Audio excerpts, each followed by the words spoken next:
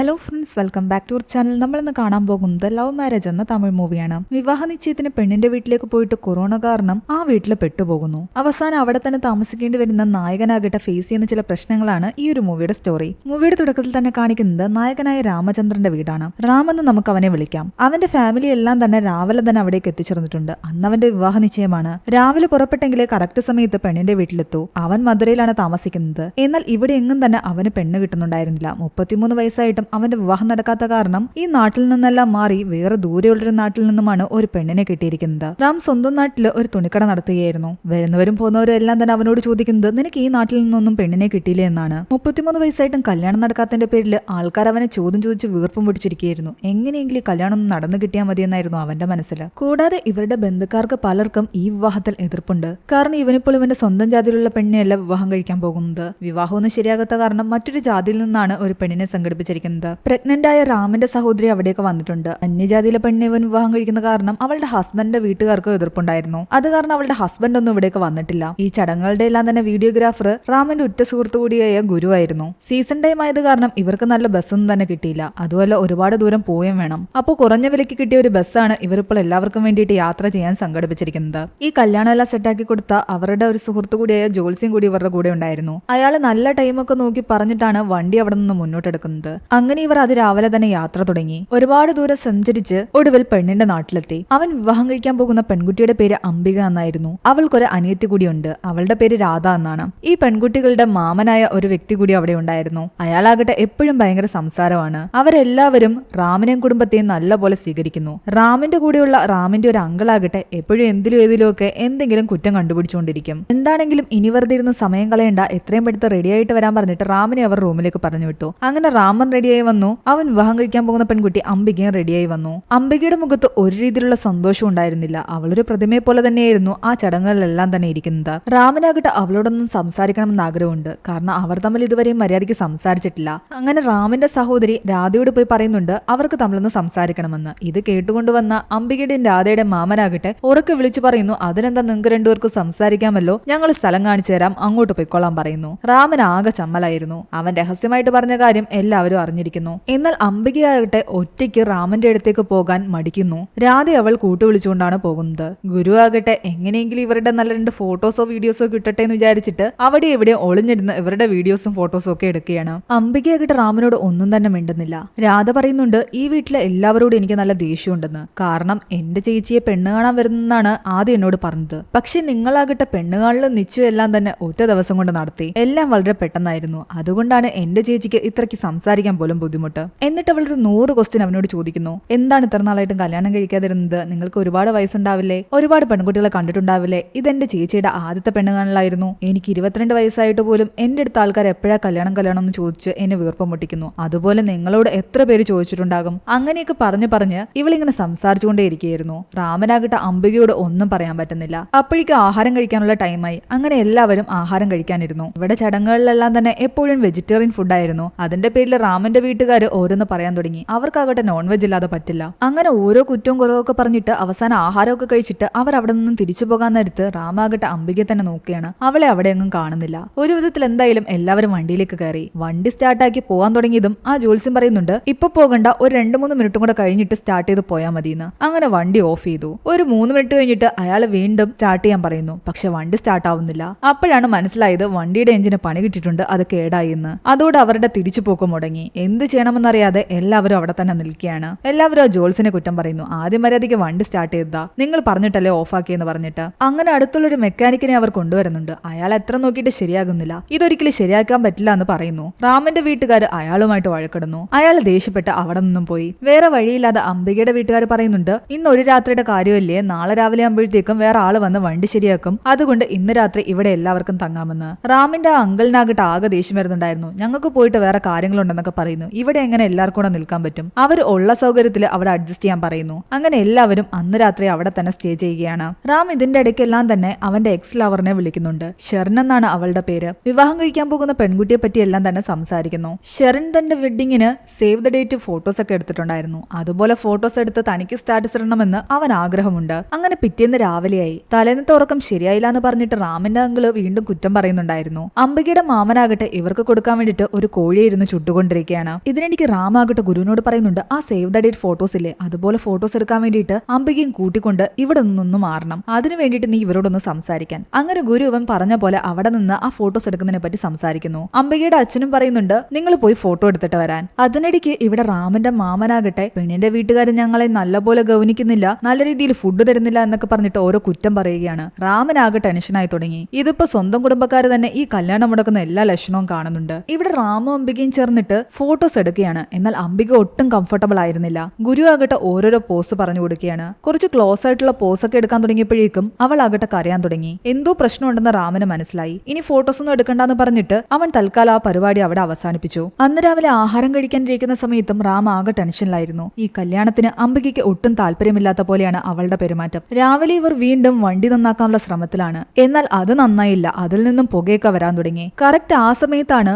Covid നാട്ടിൽ പടർന്നു പിടിക്കുന്നത്. നാട്ടിൽ സമ്പൂർണ്ണ ലോക്ക്ഡൌൺ പ്രഖ്യാപിക്കുകയും ചെയ്തു. അതോടുകൂടി ഇനി ഇവർക്ക് നാട്ടിലേക്ക് തിരിച്ചു പോകാൻ പറ്റില്ല. ഇവിടെ തന്നെ നിന്നെങ്കിലേ പറ്റൂ. ശരിക്കും എല്ലാവരും നല്ല രീതിയിൽ പെട്ടിരിക്കുന്നു. അങ്ങനെ മനസ്സോടെ റാമിന്റെ വീട്ടുകാര് അവിടെ തന്നെ നിന്നു. റാമിന്റെ മനസ്സിൽ അപ്പോഴും അംബിക എന്തുകൊണ്ടാണ് ഇത്രയധികം വിഷമത്തിൽ നിന്നുള്ള ചിന്തയാണ്. അവൻ അതിനെപ്പറ്റി തന്റെ സഹോദരിയോട് സംസാരിക്കുന്നു. അവന്റെ സഹോദരി പറയുന്നുണ്ട് ആ പെൺകുട്ടിയോട് നീ മര്യാദയ്ക്കൊന്നും സംസാരിച്ചിട്ട് പോലുമില്ല. പിന്നെ തുടക്കം തന്നെ ഇത്ര ക്ലോസ് ആയിട്ട് ഫോട്ടോ എടുക്കാനൊക്കെ പറയുമ്പോ ആർക്കായാലും ഒരു വിഷമമൊക്കെ തോന്നും. ആദ്യം അവളോട് നല്ല രീതിയിൽ സംസാരിച്ച് ഒന്ന് ഇടപഴക, അതിനുശേഷം എല്ലാം ശരിയായിക്കൊള്ളും. അങ്ങനെ അവൻ കുറച്ചു കഴിഞ്ഞിട്ട് ഒരു പേപ്പറിൽ അവന്റെ നമ്പർ എഴുതി ഒരിടത്ത് വെക്കുന്നു. എന്നിട്ട് അംബികയെ ആംഗ്യത്തിലൂടെ കാണിച്ചു കൊടുക്കുന്നുണ്ട് ഇവിടെ ഇങ്ങനെ ഒരു പേപ്പർ ഇരിപ്പുണ്ടെന്ന് പറഞ്ഞിട്ട്. അവൻ അങ്ങനെ കാണിക്കുമ്പോ അവളും ജസ്റ്റ് അവനെ ഒന്ന് നോക്കി. കുറച്ചു കഴിഞ്ഞിട്ട് അവൾ ഫോൺ എടുത്തുകൊണ്ടിരുന്ന മെസ്സേജ് അയക്കുകയാണ്. കറക്റ്റ് ആ ടൈമില് അവന് ഫോണിലേക്ക് മെസ്സേജ് വന്നു. അവളുടെ DP ആണ് ഇട്ടിരിക്കുന്നത്. അവളാണെന്ന് അപ്പോഴേ അവന് മനസ്സിലായി. അങ്ങനെ രണ്ടുപേരും പതിയെ ചാറ്റിംഗ് ആരംഭിച്ചു. പതിയെ സ്മൈലീസ് അയക്കാൻ തുടങ്ങി. ഓരോരോ കാര്യങ്ങൾ സംസാരിക്കാൻ തുടങ്ങി. അതിനിടയ്ക്ക് അവൻ പറയുന്നുണ്ട് നീ ബ്ലാക്ക് സാരിയിൽ നല്ല സുന്ദരിയായിരിക്കുന്നു, അതുകൊണ്ട് അതൊന്നും എടുക്കാൻ. അവൻ ചെക്ക് ചെയ്യുമ്പോഴെല്ലാം തന്നെ അവളുടെ ഇടയ്ക്കിടയ്ക്ക് ഫോൺ എടുത്ത് മെസ്സേജ് അയക്കുന്നുണ്ട്. കറക്റ്റ് സമയത്ത് ഇവന് മെസ്സേജും വരുന്നുണ്ട്. പിന്നീട് നോക്കുമ്പോൾ അവൻ പറഞ്ഞ പോലെ അവൾ ബ്ലാക്ക് സാരി ഉടുത്ത് വരുന്നുണ്ട്. ഇതെല്ലാം കൊണ്ട് അവൻ വിചാരിക്കുന്നുണ്ട് അവൾക്ക് ശരിക്കും തന്നോട് ഇഷ്ടമുണ്ടെന്ന്. ബ്ലാക്ക് സാരിയിൽ നിന്നെ കണ്ടപ്പോ ശരിക്കും എനിക്ക് കെട്ടിപ്പിടിച്ച് ഉമ്മ തരാനാ തോന്നിയതെന്ന് അവൻ പറയുന്നു. എന്നാ പിന്നെന്താ തരാഞ്ഞതെന്നാണ് അവൾ തിരിച്ചു ചോദിക്കുന്നത്. അങ്ങനെ ദിവസങ്ങൾ കടന്നു പോയിക്കൊണ്ടിരിക്കുകയാണ്. ഒരു ദിവസം ആഹാരം കൊടുക്കാൻ നേരത്ത് റാമിന്റെ അങ്കിളാകട്ടെ തനിക്ക് കിട്ടിയ പാത്രം ചെറുതാണെന്നുള്ള പേരില് വഴക്കുണ്ടാക്കുന്നു. മാത്രമല്ല അംബിക ആഹാരം വിളമ്പാൻ നേരത്ത് പാത്രത്തിലേക്ക് എറിഞ്ഞു കൊടുത്തു എന്ന് പറഞ്ഞിട്ടും അയാൾ വഴക്കുണ്ടാക്കി. പക്ഷേ അത് ചോറും പരിപ്പുമായിരുന്നു. അതങ്ങനെ കുഴഞ്ഞിരിക്കുന്ന കാരണം തവിയിൽ നിന്ന് താഴേക്ക് വീഴുന്നുണ്ടായിരുന്നില്ല. അതുകൊണ്ടാണ് അവൾ കുറച്ച് ശക്തിയായിട്ട് തട്ടിയിട്ടത്. അത് അയാൾക്ക് ഇഷ്ടപ്പെട്ടില്ല. വീട്ടുകാരും അവളെയാണ് വഴക്ക് പറയുന്നത്. നീ മര്യാദയ്ക്ക് ശ്രദ്ധിക്കുന്നില്ല എന്ന് പറഞ്ഞിട്ട് അവൾക്ക് ശരിക്കും വിഷമം വരുന്നുണ്ട്. റാമിന്റെ അങ്കിളാകട്ടെ ആകെ കംപ്ലൈന്റ് പറയുന്നു. എന്നോ ഈ ചോറും പരിപ്പും തിന്നു മടുത്തു എന്ന്. നിങ്ങൾക്ക് വേറൊന്നും തരാനില്ലേ? എന്നാൽ ശരിക്കും അംബികയുടെ വീട്ടുകാരുടെ അവസ്ഥയും മോശമായിരുന്നു. ഒന്നോ രണ്ടോ പേർക്കല്ലോ ആഹാരം കൊടുക്കേണ്ടത്. ഇപ്പൊ ഒരുപാട് പേര് ഇവിടെ ഉണ്ട്. അതുമല്ല കൊറോണ കാലം. അവിടെ വീട്ടിലുള്ള സാധനങ്ങളെല്ലാം തന്നെ തീർന്നുകൊണ്ടിരിക്കുകയാണ്. ഇതെങ്കിലും അഡ്ജസ്റ്റ് ചെയ്ത് കൊടുക്കുന്ന പാട് അവർക്കേ അറിയൂ. ആഹാരം കറക്റ്റായിട്ട് കൊടുക്കുന്നുണ്ട്, അതിൽ ടേസ്റ്റിനൊരു കുറവുമില്ല. എന്നിട്ടും ഇവരുടെ കുറ്റം കേട്ടുകൊണ്ടിരിക്കണം. അങ്ങനെ രാത്രിയെ ഇപ്പൊ ഇവർ വീണ്ടും അങ്ങോട്ടും ഇങ്ങോട്ടും മെസ്സേജ് അയക്കുന്നുണ്ട്. അവളെ നോക്കിയിട്ട് എവിടെയും കാണുന്നില്ല. ഒടുവിൽ അവൾ ഒരിടത്ത് ഒറ്റയ്ക്കിരിക്കുന്ന കണ്ടിട്ട് അവൻ അവിടേക്ക് ചെന്നിട്ട് പറയുന്നുണ്ട് എന്റെ വീട്ടുകാർ പറയുന്നൊന്നും കാര്യമാക്കണ്ട, അവരങ്ങനെയാണ്, നീ അതിന്റെ പേരിൽ വിഷമിക്കരുതെന്ന്. എന്നാൽ അവൾ ഒന്നും മിണ്ടാതെ തലയാട്ടുകയാണ്. ഫോണിൽ മാത്രം നീ ഓപ്പൺ ആയിട്ട് സംസാരിക്കുന്നുണ്ടല്ലോ, എന്താ നേരിൽ സംസാരിക്കാത്തെന്ന് ചോദിക്കുമ്പോൾ അവൾ അതിശയത്തോടെ അവന്റെ മുഖത്തേക്ക് നോക്കുന്നു. കറുപ്പ് സാരിയിൽ മാത്രമല്ല ഈ സാരിയിൽ നീ നല്ല സുന്ദരിയായിരിക്കുന്നു എന്ന് പറഞ്ഞിട്ട് അവനാകട്ടെ അവളെ കിസ് ചെയ്യാൻ തുടങ്ങി. ദേഷ്യം വന്ന അവളാകട്ടെ അവന്റെ മുഖത്തടിക്കുന്നു. ഒരു നിമിഷം എന്താ സംഭവിച്ചെന്ന് അവന് മനസ്സിലായില്ല. അവൻ ആകെ സ്റ്റക്കായിട്ട് നിൽക്കുകയാണ്. തന്നോട് ഇത്രയും നേരം നല്ല രീതിയിൽ സംസാരിച്ചുകൊണ്ടിരിക്കുകയും കിസ് ചെയ്യാൻ തോന്നിയെങ്കിൽ കിസ് ചെയ്യുമെന്ന് പറയും ചെയ്ത ആ പെൺകുട്ടിയാണ് ഇപ്പോൾ അവന്റെ മുഖത്തടിച്ചിരിക്കുന്നത്. അവൻ ആകെ വിഷമത്തിൽ മുകളിലേക്ക് കയറി ചെന്നിട്ട് അങ്ങനെ അവളെ തന്നെ നോക്കി നിൽക്കുമ്പോഴാകട്ടെ അവന്റെ ഫോണിലേക്ക് മെസ്സേജ് വരുന്നുണ്ട്. പക്ഷെ ആ സമയത്ത് അംബികയുടെ കയ്യിൽ ഫോണില്ല. അപ്പൊ ഈ മെസ്സേജ് അയക്കുന്നത് ആരാണ്? അങ്ങനെ അവൻ അതന്വേഷിച്ച് ചെല്ലുമ്പോഴാണ് മനസ്സിലാകുന്നത് ഇത്രയും നേരം അവനോട് സംസാരിച്ചുകൊണ്ടിരുന്നത് രാധയായിരുന്നു എന്ന്. അംബികയുടെ പ്രൊഫൈൽ പിക്ചറും വെച്ചിട്ട് അവൾ അവളുടെ ഫോണിൽ നിന്നാണ് സംസാരിച്ചുകൊണ്ടിരുന്നത്. ഇത്രയും നേരം അവന്റെ കൂടെ അംബിക ആയിരുന്നില്ല ചാറ്റ് ചെയ്തുകൊണ്ടിരുന്നത്. അതുകൊണ്ടാണ് ഫോണിൽ സംസാരിക്കുന്നുണ്ടല്ലോ എന്താ നേരിട്ട് സംസാരിക്കാത്തത് എന്ന് ചോദിച്ചപ്പോൾ അവളൊന്ന് അതിശയത്തോടെ നോക്കിയതും. രാധ കാണിച്ച ആ കുസൃതി കാരണം അംബികയുടെ കയ്യിൽ നിന്ന് റാമിന് അടി കിട്ടിയിരിക്കുന്നു. അവനാകട്ടെ ആകെ ഭ്രാന്ത് പിടിക്കുന്ന അവസ്ഥയായി. ദേഷ്യത്തില് അവളുടെ ഫോണും തട്ടി താഴെയിട്ടിട്ട് അവൻ അവിടെ നിന്നും പോയി. പിറ്റേന്നാകട്ടെ വീട്ടുകാരെല്ലാം ചേർന്നിരുന്നിട്ട് ഇവരെ പറ്റി സംസാരിക്കുകയാണ്. എന്തായാലും ഇവിടെ എല്ലാവരും ഇല്ലേ, വിവാഹം ഇനി വെറുതെ നീട്ടിക്കൊണ്ടു പോകാതെ ഇവിടെ വെച്ച് ഇപ്പൊ തന്നെ നടത്തിയാൽ എന്താന്ന് അവർ ചിന്തിക്കുന്നു. പലർക്കും അതിന് ഓക്കെ ആയിരുന്നു. എന്നാൽ പലർക്കും എതിരഭിപ്രായം. പതിവ് പോലെ റാമിന്റെ അങ്കിളാകട്ടെ അതിലും പ്രശ്നം ഉണ്ടാക്കുന്നു. നിന്റെ പെണ്ണ് വീട്ടുകാര് മണ്ഡപത്തിന്റെ ചെലവൊന്നും വഹിക്കാതെ ഇവിടെ വെച്ച് ചെറുതായിട്ട് വിവാഹം നടത്തി നമുക്ക് ഇപ്പൊ തന്നുകൊണ്ടിരിക്കുന്ന ആ ചോറും പരിപ്പും തന്നെ തരാനുള്ള പരിപാടിയാണ്. റാമിന് ഓൾറെഡി തന്നെ അംബികയുടെ കയ്യിൽ നിന്ന് അടി കിട്ടിയിട്ടിരിക്കുന്നുണ്ട്. അവൻ അതൊന്നും തലയിൽ കയറുന്നുണ്ടായിരുന്നില്ല. അവൻ പറയുന്നുണ്ട് ഞാൻ ആലോചിച്ചിട്ട് പറയാമെന്ന്. ആകെ ടെൻഷൻ അടിച്ച് അവൻ പോയിരുന്നൊരു സിഗരറ്റ് വലിക്കുന്നു. രാധ അവിടെ അവിടേക്ക് വന്നിട്ട് എന്തിനാ ഇങ്ങനെ ഒറ്റയ്ക്കിരിക്കുന്നതെന്ന് ചോദിക്കുന്നു. എല്ലാ പ്രശ്നങ്ങൾക്കും കാരണം നീയാണെന്നാണ് പറയുന്നത്. ഞാൻ വെറുതെ തമാശയ്ക്ക് ചെയ്തതാണെന്ന് അവള് പറയുന്നു. അവൾ അതിന് സോറി പറഞ്ഞെങ്കിലും അവൻ പറയുന്നുണ്ട്, കെട്ടാൻ പോകുന്ന പെണ്ണിന്റെ കയ്യിൽ നിന്ന് അടി കിട്ടിയിട്ടുണ്ടോ, അതിന്റെ നാണക്കേട് നിനക്കറിയൂ, അതറിയത്തില്ലെങ്കിൽ ഈ സോറി ഒന്നും പറഞ്ഞിട്ടൊരു കാര്യമില്ല. അപ്പോഴേക്കും അവൾക്ക് കാര്യം മനസ്സിലായി, അംബിക അവനെ അടിച്ചിരിക്കുന്നു. എന്നാൽ അവള് പിറകെ നടന്ന് സോറി പറയുന്നു. നിന്റെ സഹോദരിയുടെ പ്രശ്നം എന്താ, അവൾ എന്താ എന്നോട് മിണ്ടാത്തെന്നൊക്കെ അവൻ ചോദിക്കുമ്പോൾ, ഇനി ഒരു പ്രശ്നം ഉണ്ടാകില്ല, ഞാൻ ചേച്ചിയെ കൊണ്ട് എന്തായാലും നിങ്ങളുടെ അടുത്ത് സംസാരിപ്പിക്കാന്ന് പറഞ്ഞിട്ട് അവൾ അവിടെ നിന്നും പോയി. അവൾ അങ്ങനെ അംബികയോട് പോയി സംസാരിക്കുമ്പോൾ അംബിക അവിടെ കരഞ്ഞുകൊണ്ടിരിക്കുകയായിരുന്നു. കാര്യം ചോദിക്കുമ്പോൾ അവള് പറയുന്നുണ്ട്, തനിക്ക് ഈ വിവാഹത്തിന് താല്പര്യമല്ല, നീ എന്തിനാ ഇപ്പൊ ഇത് പറയുന്നത്, നേരത്തെ എന്തുകൊണ്ട് പറഞ്ഞില്ല എന്ന് രാധ ചോദിക്കുമ്പോൾ പറയുന്നുണ്ട്, നീ ഹോസ്റ്റലിലായിരുന്നില്ലേ, ഞാൻ അച്ഛനോടും അമ്മയോടും ഇത് നേരത്തെ തന്നെ പറഞ്ഞിട്ടുണ്ടായിരുന്നു എന്ന്. കുറെ നാളായിട്ട് ഞാൻ അച്ഛനോടും അമ്മയോടും പറയുന്നുണ്ട് എനിക്ക് മറ്റൊരാളെ ഇഷ്ടമാണ്, അതെന്റെ കോളേജിലെ സീനിയർ ആയിട്ടുള്ള ഗൗതം എന്ന് പറയുന്ന ആളാണെന്നും, എന്നാൽ അവൻ വേറെ ജാതിയാണെന്നും തമ്മിൽ ചേരില്ലാന്നും ഒക്കെ പറഞ്ഞിട്ട് വീട്ടുകാർ ആ ബന്ധത്തിൽ നിന്ന് പിന്മാറാൻ അവളോട് പറഞ്ഞു. പക്ഷെ ഇവൾക്ക് ഗൗതമനെ മറക്കാൻ പറ്റില്ല. ഈ വിവാഹം ഇവളുടെ സമ്മതത്തോടെ അല്ല നടക്കുന്നത്. രാധയ്ക്ക് എന്ത് ചെയ്യണമെന്ന് അറിയില്ലായിരുന്നു. അവിടെ റാമാകട്ടെ ഒരുപാട് എക്സ്പെക്ടേഷനിലാണ്. അയാൾ ഈ വിവാഹത്തിൽ ഒരുപാട് സ്വപ്നം കാണുന്നുണ്ടെന്ന് അവൾ പറയുന്നു. എന്നാൽ അംബികയ്ക്ക് എന്ത് ചെയ്യണമെന്നറിയില്ല. വീട്ടുകാരെ ഈ വിവാഹത്തിന് നിർബന്ധിക്കുകയാണ്. ഒരു പാവയെ പോലെ ഞാൻ നിന്നുകൊടുക്കുക മാത്രമോ ചെയ്യുന്നത്. അവൾക്ക് പ്രതികരിക്കാനും പറ്റില്ല. അതുകൊണ്ട് വീട്ടുകാരെന്തു പറയുന്നു അതൊക്കെ കേട്ട് മുന്നോട്ട് പോവുക. അങ്ങനെ രാത്രിയായപ്പോഴേക്കും അവള് പോയി റാമിനോട് സംസാരിക്കുന്നു. അടിച്ചതിന്റെ പേരിൽ സോറിയും പറയുന്നു. അതോടെ റാമിന്റെ ദേഷ്യം എല്ലാം പോയി. അവൻ സന്തോഷത്തോടെ രാധയോട് പോയി പറയുന്നുണ്ട്, നിന്റെ സഹോദരി എന്നോട് സോറി പറഞ്ഞു, അവൾക്ക് വീട്ടിലിരുന്ന് സംസാരിക്കാൻ കുറച്ച് ബുദ്ധിമുട്ടുണ്ടെന്ന് തോന്നുന്നു, അതുകൊണ്ട് നമ്മൾ ഫോട്ടോഷൂട്ട് എടുത്തില്ലേ ആ സ്ഥലത്തേക്ക് നാളെ രാവിലെ അവളെ കൊണ്ടുവരാൻ. റാമിന്റെ ഈ സന്തോഷമൊക്കെ കണ്ടു കഴിയുമ്പോൾ രാധയ്ക്ക് ശരിക്കും വിഷമം തോന്നുന്നുണ്ട്. അംബിക മനസ്സുകൊണ്ട് ഇവനെ ഇഷ്ടപ്പെടുന്നില്ലല്ലോ. അങ്ങനെ പിറ്റേന്ന് രാവിലെ ഇവനാകട്ടെ ഉറക്കത്തിലെ സ്വപ്നം കാണുന്ന മുഴുവൻ അംബികയോട് സംസാരിക്കുന്നതായിരുന്നു. പക്ഷെ അതിന്റെ ഇടയ്ക്ക് ആരോ വന്ന് വിളിച്ചിട്ട് അവൻ പെട്ടെന്ന് ഞെട്ടിയുണർന്ന് താഴേക്ക് ചെല്ലുന്നു. എല്ലാവരും ആകെ സങ്കടത്തിൽ നിൽക്കുന്നു. കാര്യന്വേഷിക്കുമ്പോഴാണ് മനസ്സിലാകുന്നത് അംബിക എവിടെയും കാണാനില്ല എന്ന്. അവൾ ഒളിച്ചോടി പോയിരിക്കുന്നു. റാമിന്റെ വീട്ടുകാർക്ക് പിന്നെ വേറെന്തെങ്കിലും വേണോ? അവന്റെ അങ്കിള് ആകെ പ്രശ്നം ഉണ്ടാക്കുന്നു. റാം ആകെ തകർന്നു പോയി. ആ ന്യൂസ് കേട്ട് അവന്റെ ബോധം പോയി. തൽക്കാലം അംബികയുടെ വീട്ടുകാര് സ്റ്റേഷനിൽ പോയി ഒരു പരാതി കൊടുക്കുന്നു, അവളെ കാണാനില്ല എന്ന് പറഞ്ഞിട്ട്. ഈ വീട്ടുകാര് നമ്മളെ ചതിക്കിയായിരുന്നു, പെണ്ണിന് വേറെ ഇഷ്ടമുണ്ടായിരുന്നു എന്നൊക്കെ പറഞ്ഞിട്ട് റാമിന്റെ അങ്കിള് ആകെ പ്രശ്നം ഉണ്ടാക്കുന്നു. അങ്ങനെ അംബികയുടെ അങ്കിളും റാമിന്റെ അങ്കിളും ചേർന്നിട്ട് അങ്ങോട്ടും ഇങ്ങോട്ടുമുള്ള തർക്കം തുടർന്നുകൊണ്ടേയിരുന്നു. തർക്കത്തിനിടയ്ക്ക് അവര് പറയുന്നുണ്ട്, ഞങ്ങളുടെ വീട്ടിൽ തന്നെ നിന്ന് ഞങ്ങളുടെ ആഹാരവും കഴിച്ചിട്ട് ഞങ്ങളെ ചീത്ത വിളിക്കുന്നത് എന്തിനാണെന്ന്. അതും കൂടി ആയപ്പോഴത്തേക്ക് പിന്നൊന്നും പറയണ്ടല്ലോ. ഇനി ഇവിടെ ഒരു നിമിഷം നിൽക്കുന്നില്ല എന്ന് പറഞ്ഞിട്ട് അവരെല്ലാവരും അവിടെ നിന്ന് ഇറങ്ങി. ബസ് അപ്പോഴും ശരിയായിട്ടില്ല, ഞങ്ങൾ വേറെ ഏതെങ്കിലും രീതിയിൽ പോയിക്കൊള്ളാന്ന് പറഞ്ഞിട്ട് അവരവിടെ നിന്ന് നടന്നു പോകാൻ നേരത്ത് അവിടുത്തെ ഒരു രാഷ്ട്രീയ പ്രവർത്തകൻ അവിടേക്ക് വരുന്നു. ഈ സമയത്ത് യാത്ര ചെയ്യാൻ പാടില്ല എന്നും എല്ലാവരും അവരവരുടെ വീട്ടിൽ തന്നെ നിൽക്കണമെന്നും പറഞ്ഞിട്ട് അയാളാകട്ടെ ഇവരെയെല്ലാം തിരിച്ചു വീണ്ടും അംബികയുടെ വീട്ടിലേക്ക് കൊണ്ടുവരുന്നു. കാര്യങ്ങളെല്ലാം അയാൾ അറിഞ്ഞതോടുകൂടി അയാള് അവര് രണ്ടു കൂട്ടരെയും പിടിച്ചിരുത്തി ഇതിനെപ്പറ്റി സംസാരിക്കുന്നു. എന്ത് പ്രശ്നമാണെങ്കിലും ശരി, ലോക്ക്ഡൌൺ തീരുന്നിടം വരെ നിങ്ങൾ ഇവിടെ തന്നെ തുടർന്നേ പറ്റൂ. വേറെ വഴിയില്ലാതെ ഇവർ വീണ്ടും അംബികയുടെ വീട്ടിലേക്ക് തന്നെ തിരിച്ചുപോയി. ഇതിനു മുമ്പ് നിൽക്കുമ്പോ ഇത്രയും പ്രശ്നമില്ലായിരുന്നു. കാരണം വിവാഹം കഴിക്കാൻ പോകുന്ന പെൺകുട്ടിയുടെ വീടല്ലേ. ഇപ്പൊ ആ പെൺകുട്ടി തന്നെ അവിടെയില്ല, അവൾ ഒളിച്ചോടി പോയിരിക്കുന്നു. ഇനി അവിടെ ഒരു നിമിഷം അവർക്ക് നിൽക്കുന്നതിനെ പറ്റി ചിന്തിക്കാൻ പോലും വയ്യ. പക്ഷെ വേറെ ഓപ്ഷൻ ഇല്ലല്ലോ. രാത്രിയിൽ ഇവരെല്ലാം ചേർന്നിരുന്ന മദ്യപിക്കുകയാണ്. റാമന്റെ അങ്കിള് ചോദിക്കുന്നുണ്ട്, നമ്മുടെ നാട്ടില് നമ്മുടെ ജാതിയില് പെണ്ണുങ്ങളെ കിട്ടാത്ത പോലെ ഇവനെന്തിനാ ഈ നാട്ടിൽ വന്ന് പെണ്ണ് കെട്ടാനിരുന്നത്, അതുകൊണ്ടല്ലേ എങ്ങനെല്ലാം സംഭവിച്ചത്. എന്നാൽ തന്റെ ഉള്ള വിഷമം എല്ലാം തന്നെ റാം അവിടെ വെച്ച് തുറന്നു പറയുന്നു. എന്റെ നാട്ടിൽ നിന്ന് തന്നെ കെട്ടണമെന്നായിരുന്നു എന്റെ ആഗ്രഹം. പക്ഷേ പെണ്ണുങ്ങൾക്ക് നല്ല ജോലിയുള്ള ആൾക്കാരെ വേണം, ഗവൺമെന്റ് ജോലിയുള്ള ആൾക്കാര്. നാട്ടിലെ ചെറിയ ബിസിനസ് നടത്തുന്ന ആരെയും പെണ്ണുങ്ങൾക്ക് ഇഷ്ടമല്ല. ആ നാട്ടിലെ പെണ്ണുങ്ങളെല്ലാം എന്നെ റിജക്ട് ചെയ്തതും അതുകൊണ്ടാണ് ഞാൻ നാട്ടിൽ തുണിക്കട വെച്ചിരിക്കുന്നു. അതുകൊണ്ടാണ് നാടും ജാതിയും എല്ലാം വിട്ടിട്ട് ഇവിടെ നിന്നും പെണ്ണാലോചിച്ചത്. അതിപ്പോ ഇങ്ങനെയായി. രാത്രിയിൽ അവൻ വിഷമത്തോടു കൂടി അവന്റെ എക്സ് ലവറെ വിളിച്ച് സംസാരിക്കുന്നു. ഷെർനുവിനും കോളേജ് കാലത്ത് പ്രണയത്തിലായിരുന്നു. അവളുടെ വീട്ടുകാര് ഇവരുടെ കല്യാണത്തിന് സമ്മതിച്ചില്ല. അന്ന് വീട്ടുകാരെ വെറുപ്പിച്ച് ഇറങ്ങി വരാൻ വയ്യാന്ന് പറഞ്ഞിട്ട് അവള് വീട്ടുകാർ തീരുമാനിച്ച ആളെ വിവാഹം കഴിച്ചു. ഇവിടെ ഇപ്പോ ഇവൻ അറേഞ്ച്ഡ് മാരേജിന് ചെന്നപ്പോൾ ആ പെൺകുട്ടിയാകട്ടെ വീട്ടുകാർ ഉറപ്പിച്ച കല്യാണം വേണ്ടാന്ന് പറഞ്ഞിട്ട് അവൾക്ക് ഇഷ്ടപ്പെട്ട ആളുടെ കൂടെ പോയി. ഇവിടെ രണ്ടിടത്തും ഈ വേദന മുഴുവൻ സഹിക്കേണ്ടി വരുന്നത് റാമാണ്. കുറച്ചു കഴിയുമ്പോൾ രാധ വന്ന് ഇവനോട് സംസാരിക്കുന്നു. എന്റെ ചേച്ചി ചെയ്തതിന് ഒരുപാട് വിഷമം എനിക്കുണ്ട്. പക്ഷെ നിങ്ങളുടെ സ്ഥാനത്ത് വേറെ ആരെങ്കിലും ആയിരുന്നെങ്കിൽ ഇതിലും വലിയ പ്രശ്നങ്ങൾ ഉണ്ടാക്കിയിരുന്നേനെ. നിങ്ങൾ നല്ല നല്ലവനാണെന്ന് അവനോട് പറയുമ്പോൾ അവൻ പറയുന്നുണ്ട്, ഞാൻ അത്ര നല്ലവനൊന്നും അല്ലാന്ന്. എനിക്കും ദേഷ്യമൊക്കെ വരും. അവൻ നല്ല മദ്യലഹരിയിലായിരുന്നു. അവൻ അവളെ പിടിച്ചിട്ട് പറയുന്നുണ്ട്, ഈ വിവാഹത്തിന് നിന്റെ സഹോദരിക്ക് സമ്മതമല്ലാന്നുള്ള കാര്യം നിനക്ക് നേരത്തെ അറിയാമായിരുന്നില്ലേ? പിന്നെന്തിനാ നീ നിന്റെ സഹോദരിയുടെ പിക്ചറൊക്കെ വെച്ചിട്ട് റൊമാന്റിക് ആയിട്ട് എനിക്ക് മെസ്സേജ് അയച്ചത്? നിനക്ക് എന്നെ കല്യാണം കഴിക്കാൻ വല്ല ഉദ്ദേശമുണ്ടോ? അവൻ അങ്ങനെയൊക്കെ പറയുകയും വിഷമിക്കുകയും ഒക്കെ ചെയ്യുന്ന കാണുമ്പോൾ അവൾക്കും ശരിക്കും വിഷമം തോന്നുന്നുണ്ട്. പതിയെ പതിയെ അവളുടെ മനസ്സിൽ അവനോട് ഇഷ്ടം തോന്നാൻ തുടങ്ങി. അവൾ തന്റെ റൂമിലേക്ക് ചെന്നിരുന്ന് അവന്റെ ചിത്രങ്ങൾ വരയ്ക്കുന്നു. പിറ്റേന്ന് രാവിലെ ആകട്ടെ റാമിന്റെ സഹോദരിക്ക് പ്രസവവേദന തുടങ്ങിയിട്ടുണ്ടായിരുന്നു. പെട്ടെന്ന് തന്നെ അവരെല്ലാവരും ചേർന്നിട്ട് അവളെ ഹോസ്പിറ്റലിലേക്ക് കൊണ്ടുപോയി. ടെൻഷൻ അടിച്ചിരിക്കുന്ന അവനെ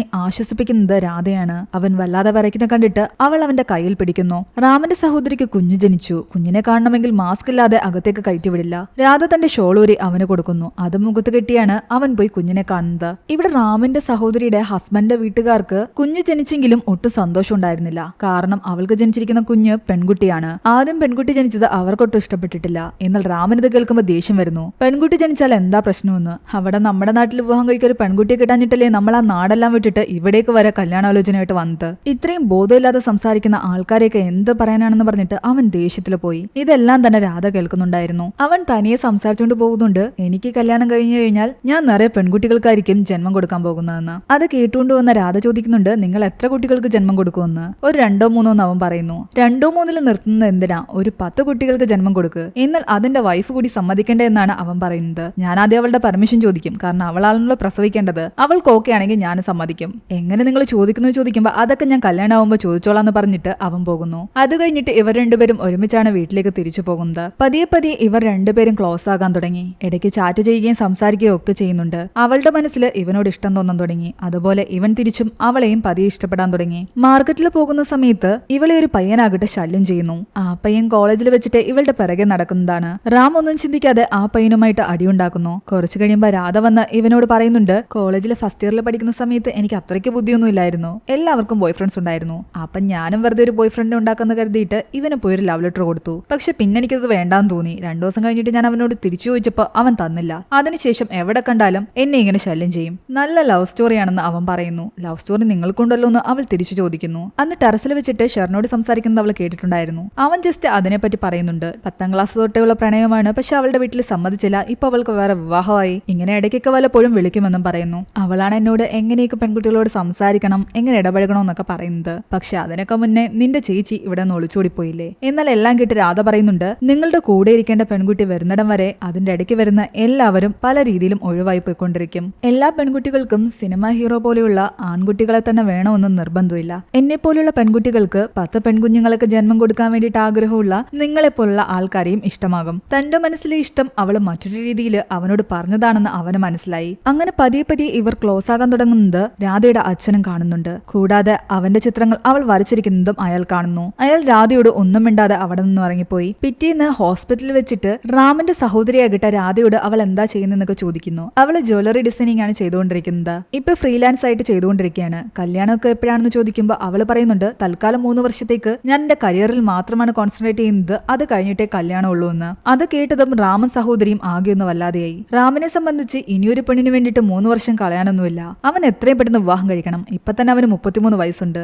അതുകൊണ്ട് ഇനി രാധയുടെ പിറകെ നടന്നിട്ട് സമയം കളയുന്നത് എന്തിനാണെന്ന് അവൻ ചിന്തിക്കുന്നു. രാധ അങ്ങനെ പറയുന്ന കേട്ടതോടു കൂടി പിന്നെ അവൻ അവളോടധികം മിണ്ടുന്നുമില്ല. അവൻ ദേഷ്യത്തിലിരിക്കുന്ന കണ്ടിട്ട് അവളാകട്ടെ അവന്റെ അടുത്തേക്ക് വന്ന് തമാശ എന്ന രീതിയിൽ സംസാരിക്കാൻ തുടങ്ങി. നിങ്ങൾക്ക് ഞാൻ നല്ല കുറച്ച് പെൺകുട്ടികളെ സെലക്ട് ചെയ്ത് വെച്ചിട്ടുണ്ട്, ഇതിലൊരാളെ കൺഫേം ചെയ്യാൻ. അവൻ ഏത് പെണ്ണിന്റെ ഫോട്ടോ കാണിച്ചാലും ജസ്റ്റ് അതിനേക്ക് ഒന്ന് നോക്കുക പോലും ചെയ്യാതെ ഇത് കൊള്ളാം എന്ന് അവൻ പറഞ്ഞുകൊണ്ടേയിരിക്കുന്നു. അവൻ എല്ലാത്തിനും ഓക്കെ ആയിരുന്നു. അവസാനം അവൾ സ്വന്തം ഫോട്ടോ കൂടി കാണിച്ചു കൊടുക്കുന്നു. എന്നാൽ അവൻ അതിലേക്ക് നോക്കുന്ന പോലും ഉണ്ടായിരുന്നില്ല. നോക്കാതെ തന്നെ ഓക്കെ പറഞ്ഞു. നോക്കാതെ എന്തിനാണ് ഓക്കെ പറയുന്നത് ചോദിക്കുമ്പോൾ അവൻ പറയുന്നുണ്ട്, ആ പെണ്ണിന് എന്നെ കല്യാണം കഴിക്കാൻ സമ്മതമാണെങ്കിൽ എനിക്ക് ഓക്കെ ആണെന്ന്. എന്നാൽ ആ പെൺകുട്ടിക്ക് ഒരു 3 വർഷത്തെ ഗ്യാപ്പ് വേണം. അത് കഴിഞ്ഞിട്ട് അവൾ വിവാഹം കഴിക്കാൻ തയ്യാറാകുമെന്ന് പറയുമ്പോൾ അതൊരിക്കലും പറ്റില്ല, എനിക്ക് ഇപ്പൊ തന്നെ കല്യാണം കഴിച്ചു പറ്റുമെന്നാണ് അവൻ പറയുന്നത്. അവൾ അവനോട് പറയുന്നുണ്ട്, ഏത് പെണ്ണാണെങ്കിലും ഓക്കെ ആണെന്ന് പറയുന്ന ഒരാളോട് ഒരു പെണ്ണ് ഓക്കെ പറയില്ല. നിങ്ങൾ സമയമില്ലാതെ പെണ്ണ് കാണാൻ പോകാതിരിക്കുന്നതാ നല്ലത്. അങ്ങനെ പോയാലും പെണ്ണിനെ കണ്ട ഉടനെ ഓക്കെ പറയരുത്. ഒരു തവണ ഒന്നുകൂടി ആ പെണ്ണിനെ തിരിഞ്ഞു നോക്കണം. ആ ഒരു പെണ്ണിനെ മിസ് ചെയ്ത് കഴിഞ്ഞാൽ ലൈഫ് ലോങ് ഞാൻ അവളെ മിസ് ചെയ്യുമോ എന്ന് തോന്നുകയാണെങ്കിൽ മാത്രം ആ പെണ്ണിനോട് ഓക്കെ പറയണം. അങ്ങനെ തോന്നുന്ന പെൺകുട്ടിയെ മാത്രമേ നിങ്ങൾ വിവാഹം കഴിക്കാൻ പാടുള്ളൂ.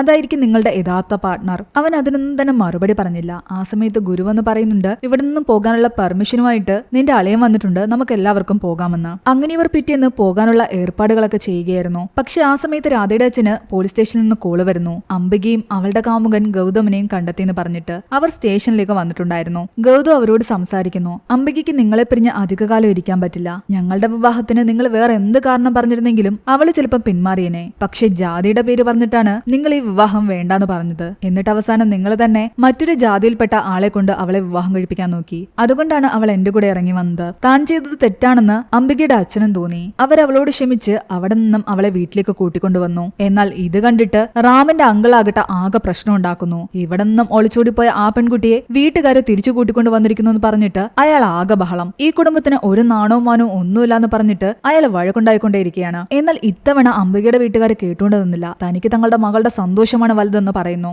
ഒടുവിൽ റാം ഇടപെട്ട് എല്ലാ വഴക്കുകളും നിർത്തി. നിങ്ങൾ ഉള്ളിലേക്ക് പൊയ്ക്കോ, ഞങ്ങൾ എന്തായാലും ഇവിടെ നിന്ന് പോകാനുള്ള കാര്യങ്ങൾ റെഡിയാക്കിയിട്ടുണ്ടെന്ന് പറഞ്ഞിട്ട് പറഞ്ഞിട്ട് അവൻ എല്ലാവരെയും കൂട്ടി പുറത്തേക്ക് ഇറങ്ങി. പക്ഷെ രാധ നല്ല വിഷമത്തിലായിരുന്നു. പോകാൻ നേരത്ത് അവൻ രാധയൊന്ന് തിരിഞ്ഞു നോക്കി. രാധ പറഞ്ഞ വാക്കുകൾ അവന്റെ മനസ്സിലൂടെ പോകുന്നു. ഇപ്പൊ അവളെ മിസ് ചെയ്ത് കഴിഞ്ഞാൽ ലൈഫ് ലോങ് അവളെ മിസ് ചെയ്യുമെന്ന് അവന് തോന്നാൻ തുടങ്ങി. കുറച്ചു ദൂരം മുന്നോട്ട് പോയി കഴിഞ്ഞപ്പോ അവനാകട്ടെ വണ്ടി നിർത്താൻ പറയുന്നു. എന്നിട്ട് തന്റെ വീട്ടുകാരോട് പറയുന്നുണ്ട് തനിക്ക് രാധയെ ഇഷ്ടമാണ്, ഞാൻ അവരുടെ വീട്ടിൽ പോയിട്ട് അവളെ വിവാഹം കഴിച്ചു തരാൻ പറ്റുമോ എന്ന് ചോദിക്കാൻ പോവുകയാണെന്ന്. എന്നാൽ അവന്റെ അച്ഛൻ ചോദിക്കുന്നുണ്ട് നാട്ടിൽ വേറൊരു പെണ്ണും കിട്ടാതെ നമ്മൾ അവരുടെ വീട്ടിൽ തന്നെ പോയി നാണം കെടാൻ നിൽക്കണമെന്ന്. എന്നാൽ എല്ലാവരുടെയും ഇങ്ങനെ ഓരോ സംസാരം കേട്ട് ഭ്രാന്ത് പിടിച്ചിട്ട് അവൻ പറയുന്നുണ്ട് ഞാൻ ശരിക്കും എന്തിനാണ് വിവാഹം കഴിക്കുന്നതെന്ന്. നാട്ടുകാരുടെ ചോദ്യം കാരണം എനിക്ക് വയസ്സായെന്ന് പറഞ്ഞിട്ടൊക്കെയാണ് നിങ്ങൾ എന്നെ വിവാഹം കഴിപ്പിക്കാൻ നോക്കുന്നത്. പക്ഷെ ശരിക്കും എനിക്ക് എന്റെ മനസ്സുകൊണ്ട് പ്രിപ്പയർ ആയിട്ട് വേണ്ടേ ഞാൻ വിവാഹം കഴിക്കാൻ. ഞാനൊരു പെൺകുട്ടി ഇഷ്ടപ്പെട്ട് ആ പെൺകുട്ടി എന്റെ പാർട്ട്ണർ ആകണമെന്ന് എന്റെ മനസ്സിൽ തോന്നിയിട്ട് വേണം ഞാൻ അവളെ വിവാഹം കഴിക്കാൻ, അല്ലാതെ മറ്റുള്ളവരുടെ പ്രഷറിലല്ല ഞാൻ വിവാഹം കഴിക്കേണ്ടത്. പക്ഷെ റാമിന്റെ സഹോദരി പറയുന്നുണ്ട് അവൾക്ക് 3 വർഷം കഴിഞ്ഞിട്ട് മതി കല്യാണം എന്നാണ് ചിന്ത. എന്നാൽ അവൻ പറയുന്നു ഞാൻ ആ 3 വർഷം വെയിറ്റ് ചെയ്യാൻ ഓക്കെയാണ്. വീട്ടുകാർ പറയുന്നു 3 വർഷം കഴിഞ്ഞാൽ നിന്റെ വയസ്സ് വീണ്ടും കൂടും, അതൊക്കെ പ്രശ്നമാവും. എന്നാൽ അവൻ പറയുന്നു അതിലൊരു പ്രശ്നമില്ലാന്ന്. ഈ നാട്ടിലേക്ക് വരുന്നിടം വരെയും എന്റെയും ചിന്ത അത് തന്നെയായിരുന്നു. പക്ഷെ ആൾക്കാർ വിവാഹത്തെ പറ്റി ചോദിച്ചു എന്ന് പറഞ്ഞിട്ട് എനിക്ക് വിവാഹം കഴിക്കാൻ പറ്റില്ല. ഒരിടത്ത് നല്ല പെൺകുട്ടി ഉണ്ടെന്ന് പറഞ്ഞിട്ട് അവളെ പോയി എനിക്ക് വിവാഹം കഴിക്കാൻ പറ്റില്ല. അങ്ങനെ മറ്റാർക്കും വേണ്ടിയിട്ട് എനിക്ക് വിവാഹം കഴിക്കാൻ പറ്റില്ല. ഞാൻ എനിക്ക് വേണ്ടിയിട്ടാണ് വിവാഹം കഴിക്കുന്നത്. അതുകൊണ്ട് 3 വർഷം കഴിഞ്ഞിട്ടാണെങ്കിലും ഞാൻ അവളെ തന്നെ വിവാഹം കഴിക്കുന്നുള്ളൂ. അങ്ങനെ അവൻ മാത്രം തിരിച്ച് അവിടെ നിന്നും പോയി രാധയെ മീറ്റ് ചെയ്യുന്നു. താൻ 3 വർഷം വെയിറ്റ് ചെയ്യാൻ തയ്യാറാണെന്ന് പറയുന്നു. അങ്ങനെ അവർ രണ്ടുപേരും ഒന്നിച്ചു. അവരുടെ വീട്ടുകാർക്കും എതിർപ്പുണ്ടായിരുന്നില്ല. പിന്നീട് കാണിക്കുന്നത് 3 വർഷങ്ങൾക്ക് ശേഷം ഇവരുടെ വിവാഹം നടക്കുന്നതാണ്. അംബിക അവളുടെ ഹസ്ബൻഡ് കൂടെ ഹാപ്പി ആയിരുന്നു. രാധ ഇവിടെ നമ്മുടെ നായകനായ റാമിന്റെ കൂടെയും ഹാപ്പി ആയിട്ട് പുതിയ വിവാഹ ജീവിതത്തിലേക്ക് കടക്കുന്നു. അങ്ങനെ ഇവിടെയാണ് ഈ ഒരു മൂവി അവസാനിക്കുന്നത്. ഈ മൂവിയുടെ സ്റ്റോറി എങ്ങനെയുണ്ടായിരുന്നു നിങ്ങൾ താഴെ കമന്റ് ചെയ്യുക. എക്സ്പ്ലനേഷൻ ഇഷ്ടപ്പെട്ടെങ്കിൽ വീഡിയോ ലൈക്ക് ചെയ്യാനും നമ്മുടെ ചാനൽ സബ്സ്ക്രൈബ് ചെയ്യാനും മറക്കണ്ട.